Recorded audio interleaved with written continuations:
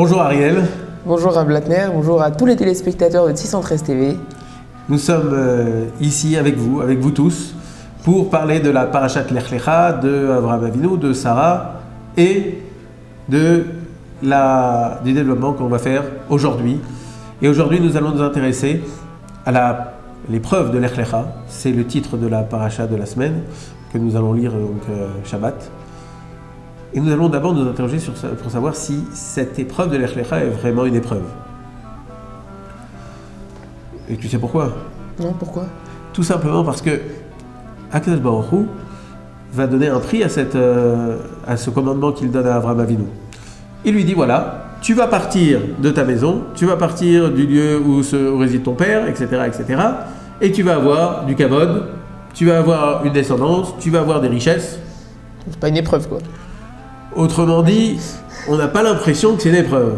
Ça veut dire quoi? Ça veut dire que, imaginons 100 personnes en France, on leur dit voilà, au lieu d'habiter à Paris, vous allez habiter à Marseille. Mais, ou alors même à Londres, on va dire. Mais,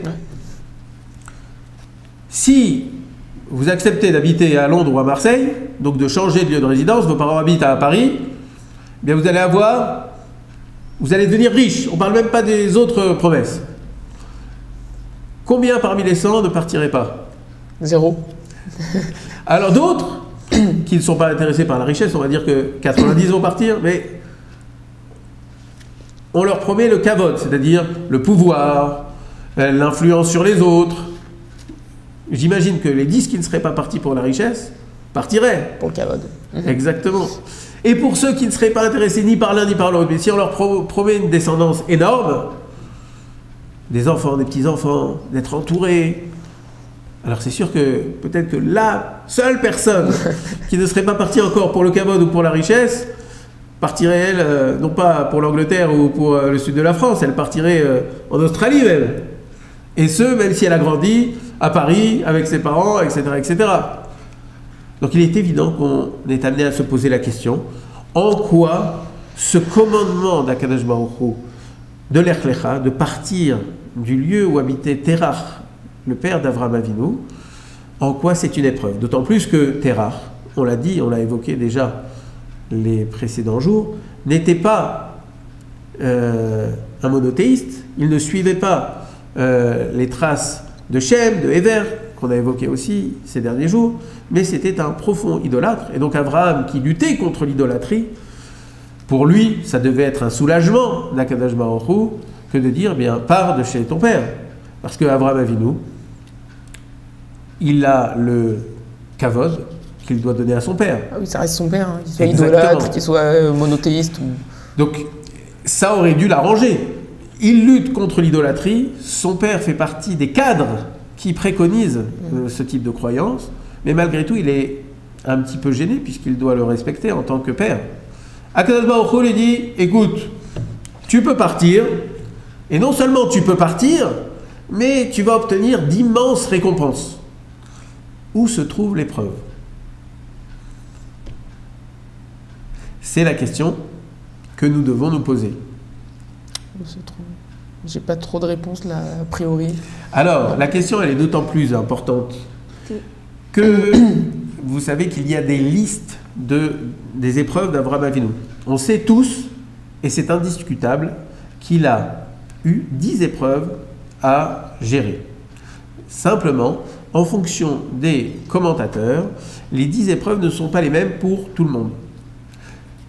Quoi qu'il en soit, il y a un autre consensus qui existe pour les rabbanim, c'est que ces épreuves vont crescendo. C'est-à-dire que la première épreuve est l'épreuve la plus simple. Lech Lecha. Alors on va voir quelle est l'épreuve la première. Et puis ensuite, ça monte, ça monte, ça monte, ça monte, ça monte. Jusqu'à l'épreuve la plus difficile.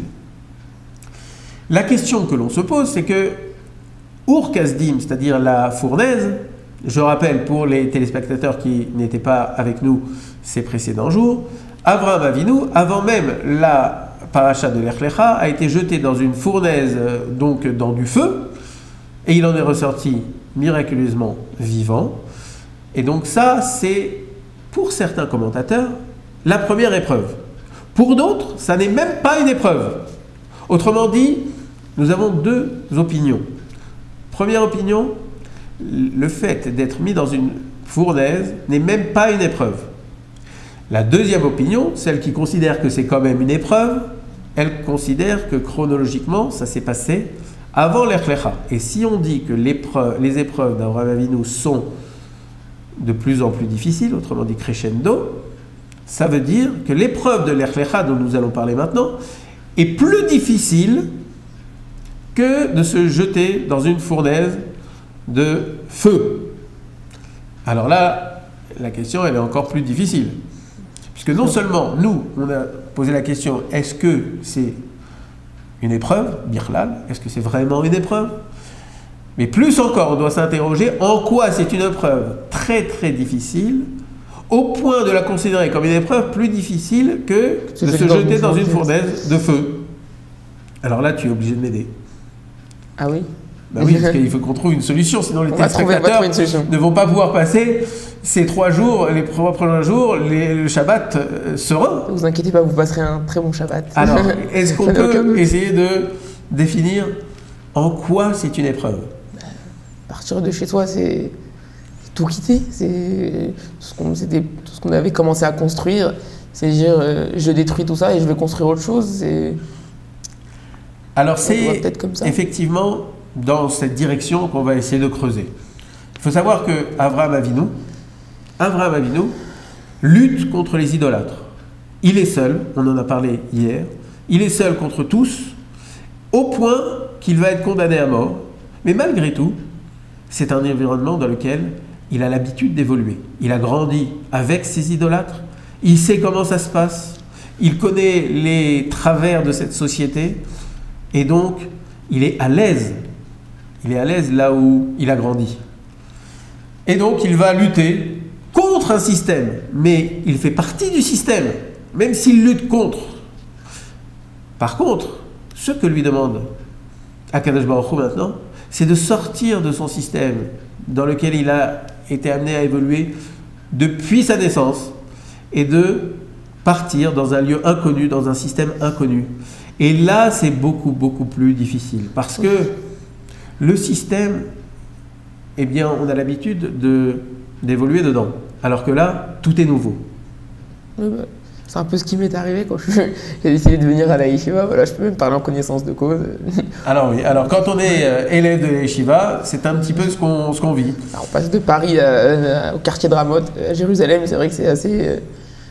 Voilà, jusqu'à présent, tu avais ton cercle d'amis, tu avais tes parents, voilà. Tu avais tes habitudes, et là tu viens à Jérusalem, puisque tu étudies en ce moment dans une yeshiva, la yeshiva Yeshuot Yosef du Rav Ron Shaya, que nous saluons par la même occasion. Quoi qu'il en soit, on est obligé de se définir tout seul quand on change. Donc jusqu'à présent, quand on est dans un groupe, eh bien on peut se définir par rapport à ce groupe, par rapport à cette influence qu'on a, par rapport à ses parents. Et donc c'est beaucoup plus facile. Et même quand on est obligé de lutter contre certaines choses, eh bien on lutte contre un système, mais le système existe déjà, il est avec nous, alors que là on doit tout inventer. Alors ce genre de choses, ça permet de grandir beaucoup. Et c'est ce qu'on a demandé, ce qu'Akadosh Baruch Hu a demandé à Avraham Avinu. Il lui a dit jusqu'à présent, tu fonctionnes dans un système que tu connais. Tu fonctionnes en réaction par rapport à un système, celui dans lequel tu évolues. Et même si tu es seul contre ce système, eh bien, tu réagis en réaction par rapport à ça.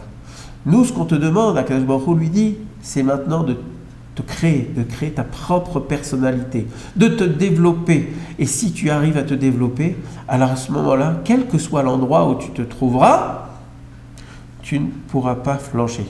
Et c'est la raison pour laquelle l'épreuve de l'Echlecha ne se termine pas juste quand il arrive en Canaan. Elle se termine même après son départ d'Égypte. Il va évoluer en Canaan. Il voit qu'il y a une famine. Eh bien, il part en Égypte. En Égypte, il a des difficultés. Il va surmonter ces difficultés. Il repart en Israël. Quel que soit l'endroit où il se trouve, quelles que soient les conditions de sa vie, eh bien, il est indépendant de tout ça. Pourquoi? Parce qu'il existe de lui-même. Abraham Avinu, lorsqu'il était chez ses parents, il existait par l'intermédiaire des autres. Et même si c'était contre les autres, c'était par leur intermédiaire, par rapport à son environnement qu'il existait. Mais il n'existait pas par lui-même. Ce que lui demande Akadosh Baruch Hu, c'est d'exister de lui-même et en toute indépendance des conditions de vie, des lieux de vie, de son entourage. Ça veut dire quoi exister par soi-même en fait? Mais ça veut dire développer sa personnalité, développer son côté spirituel, au point que nous sommes indépendants. En fait, il faut savoir que c'est le rôle qu'Akadosh Baruch Hu nous demande de jouer pour chacun d'entre nous. Encore une fois, Avraham Avinu est notre patriarche et il nous trace la voie, il nous trace le chemin que nous devons prendre. À travers cet exemple, il nous montre que nous devons nous-mêmes développer notre personnalité et jouer notre propre rôle. Et ceci, quel que soit l'environnement dans lequel nous nous trouvons. Alors bien évidemment, nous avons nos parents, nous avons nos maîtres qui doivent nous guider. Mais une fois que nous avons emmagasiné tout ce qu'ils ont à nous donner, eh bien nous devons évoluer nous-mêmes, nous devons créer notre personnalité, nous devons tracer notre propre voie, et ceci quelles que soient les conditions dans lesquelles nous évoluons. Alors il y a des fois des épreuves qui nous permettent de développer et de détecter cette personnalité. Par exemple, on peut citer des événements qui ont été parfois tragiques, comme la Seconde Guerre mondiale.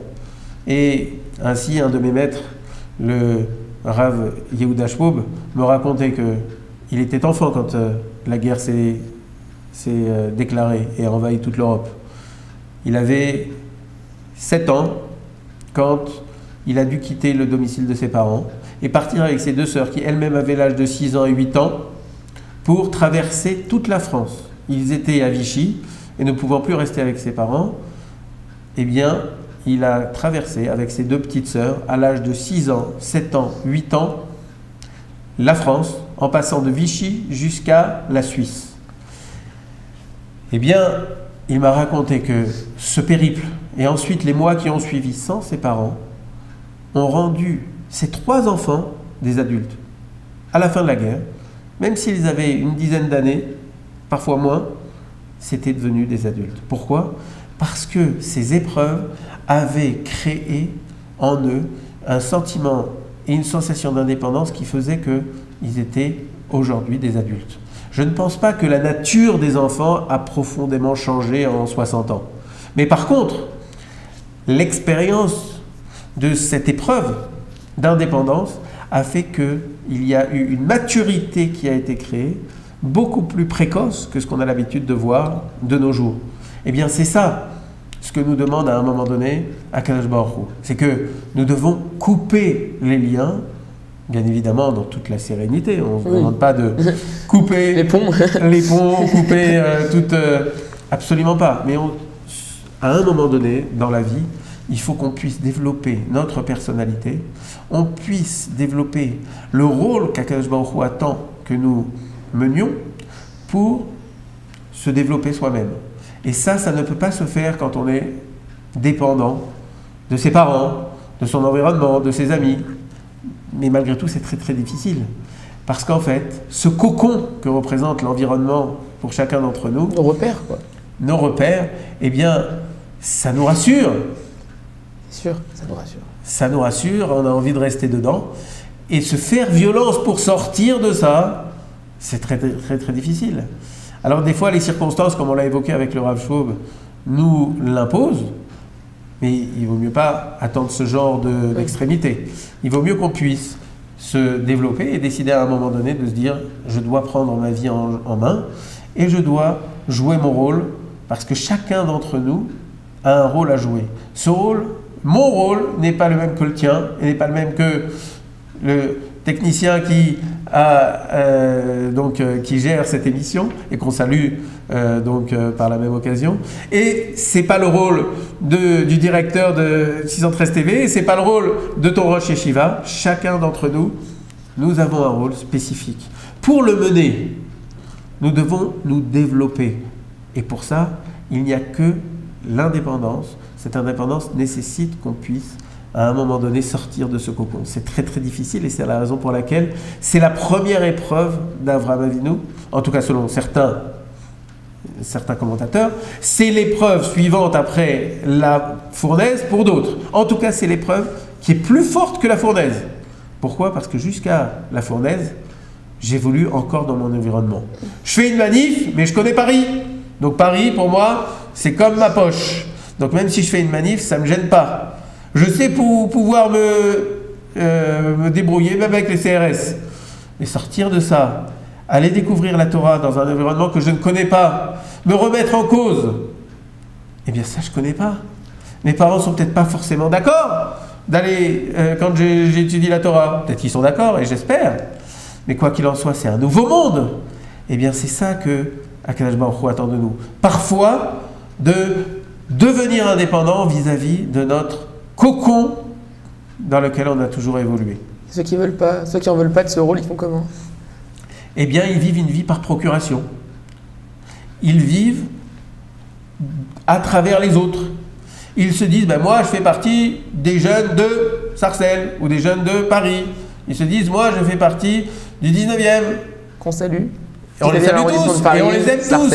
Mais je ne fais pas partie d'un groupe, ou je ne suis pas le fils d'eux, ou je ne suis pas même le descendant de telle famille célèbre ou de tel race célèbre. La Torah, ça n'est pas un héritage. La Torah s'acquiert chacun avec beaucoup d'efforts. Et on doit tous faire cet effort-là. Si vous remarquez, toutes les personnes qui ont réussi, aussi bien dans la Torah que même hors de la Torah, ce sont des gens qui ont pris leur destin en main, qui ont décidé à un moment donné, moi je vis ma vie et je ne la vis pas par procuration vis-à-vis des autres. C'est ça le grand message de ce Lech Lecha. Le Lech Lecha, c'est de dire, voilà, aujourd'hui, je dépends d'un environnement, je dépends de mes parents, je dépends de tout mon entourage. Désormais, je ne dépends plus de personne, je dépends de moi, je développe ma personnalité et je joue mon rôle dans l'histoire. Mais dans ce cas-là, pourquoi Abraham il n'a pas fait ça plus tôt en fait? Pourquoi il a attendu qu'Hachem lui demande? Il ne s'est pas dit, il y a trop d'idolâtrie ici, moi je pars faire ma religion ailleurs. Parce que Akadosh Baruch Hu a jugé que c'était à ce moment-là qu'il était prêt. Bien évidemment, il faut savoir qu'on ne peut pas faire ce genre de choses si on n'est pas suffisamment mûr pour le faire. Oui. Et donc, il avait besoin, Avraham Avinu, de se construire, de se consolider. Et même si son père était idolâtre, il avait peut-être besoin d'être avec son père parce que c'était le cocon, et même s'il luttait contre ses convictions, mais c'était le cocon dans lequel il avait l'habitude d'évoluer. Dès lors qu'Akadosh Baruch Hu a vu qu'il était suffisamment prêt pour sortir, eh bien, il lui a donné cette injonction, l'injonction de sortir pour qu'il puisse exister. Je pense que sans cette injonction, Avraham Avinu ne serait pas devenu ce qu'il est devenu. Mais grâce à ça, il a pu sortir du lieu de vie de son père, du lieu de vie de sa famille, et se développer, et devenir notre patriarche.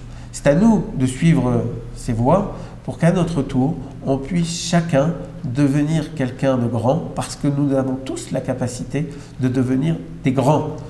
Il ne faut pas se sous-estimer. Vous tous, les téléspectateurs, vous avez la capacité de devenir des grands, quel que soit le domaine que vous choisissez, et j'espère que ce sera le domaine de la Torah, mais même dans le monde des affaires, je peux vous assurer que si vous avez des initiatives, vous essayez d'exister, vous, et à travers vous, à travers votre personnalité, vous pourrez développer des choses qui seront magnifiques.